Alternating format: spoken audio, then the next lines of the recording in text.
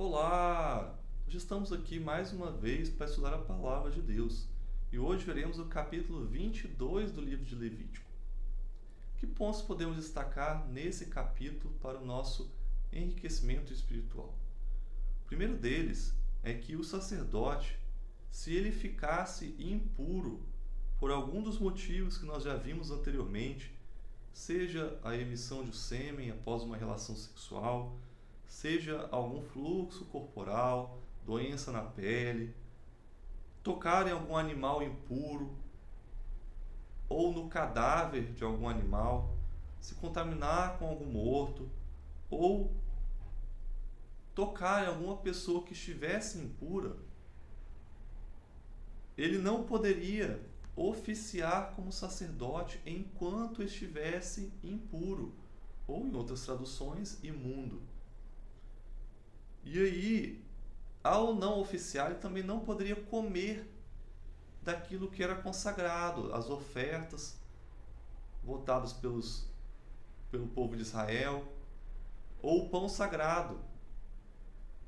E o verso 9, ele diz que eles deveriam guardar a sua obrigação que tinham para com Deus. E aí percebemos que os sacerdotes tinham essa obrigação de servir a Deus, e ao estiver nesse serviço, eles precisavam estar puros, incontaminados. E exatamente é essa palavra que está aí, que eles não deveriam levar sobre si pecado, fazendo profanação. Deus disse que isso, se eles, estando impuros, entrassem na sua presença, eles estariam profanando, levando pecado.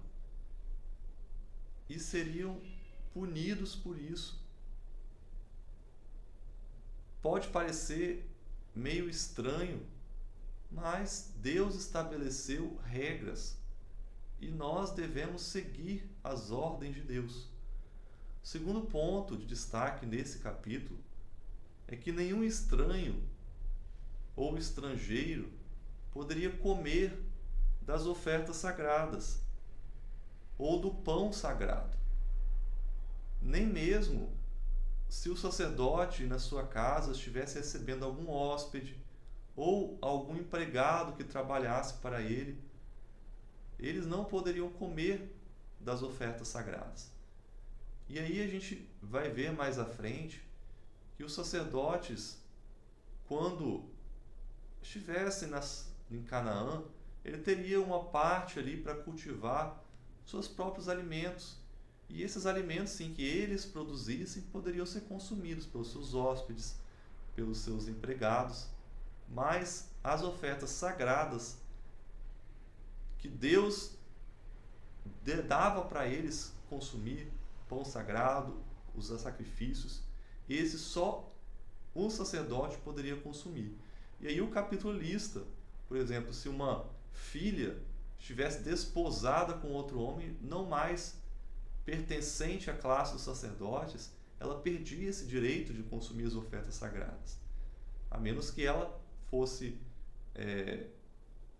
desquitada, né, com esse marido, ou viúva, e voltasse à casa de seu pai, aí ela voltaria a ter o direito de comer dessas ofertas. O terceiro ponto é que todo animal sacrificado a Deus deveria ser sem defeito. E aí mesmo aquelas ofertas pacíficas, que como vimos, eram aquelas ofertas que o povo de Israel dava como ação de graças, participando da carne ali do cordeiro, do boi, eles não poderiam ser com defeito. Poderiam ser até desproporcionais, por exemplo, uma perna menor que a outra, uma perna maior que a outra, para as ofertas de ação de graças, mas sem nenhum defeito. E o capítulo lista alguns defeitos interessantes, por exemplo, defeitos de pele. E se você já conhece um pouco a área rural da pecuária, muitas vezes as moscas colocam ali seus ovos e dão alguns defeitos de pele. Mas Deus não aceitava esses defeitos como sacrifício. E isso indicava Jesus, o verdadeiro tipo, o Cordeiro de Deus, que seria ofertado como sacrifício.